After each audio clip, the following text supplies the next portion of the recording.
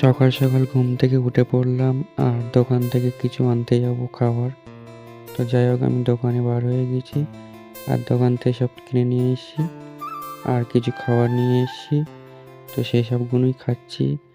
তো খাওয়ার পরে একটু জল খাচ্ছি। দেখো আমার ভাগ্নি এখানে এসেছি, কি বলছে দেখো। আমি এই মামাটার ভিডিও প্রত্যেকদিন দেখি, ভালো লাগে। কালকে আসলাম, আমি দেখছি মামা রান্না করছে। তো তোমরা সবাই সাপোর্ট করো, মামাকে লাইক করো। তো যাই হোক আজকের আমি একটা স্বপ্ন দেখেছি আর সেই স্বপ্নটা হচ্ছে মা বাবার নিয়ে। তো যাই হোক আমি তোমাদের সাথে বলছি, কারণ তোমরা ছাড়া আমার আর মানে শেয়ার করার মতন কেউ নেই।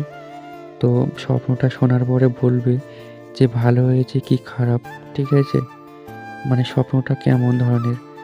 তো যাই হোক আমি স্বপ্ন দেখেছি মা বাবার নিয়ে। তো মা বাবা তো মারা গিয়েছে আর মা বাবা যেন অন্য দেশে যেন বেড়াতে গিয়েছে আর আমরা যেন 3 বন্ধু মিলে সেই দেশে যেন ঘুরতে গিয়েছি। আর যেন হঠাৎ করে মা বাবার সাথে দেখা হয়ে গিয়েছে আর আমরা যেন ছুটে যেন মা বাবার কাছে গিয়েছি আর আমি যেন কেঁদে ফেল দিয়েছি। তো আমি কাঁদতে কাঁদতে মা বাবার প্রণাম করছি আর বলছি যে আমাদের উপর রাগ করে চলে এসছো। আর মা বাবা বলছে হেস পাগল, তোদের উপর রাগ করে চলে আসবো কেন, আমি এমনি চলে এসছি। আমি বলছি সত্যি এমনি চলে এসছো, তাহলে বাড়ি চলো। বলছে পরে যাবো। আমি বলছি না এখনই চলো। বলছে না পরে যাবো, তোরা বাড়ি যা।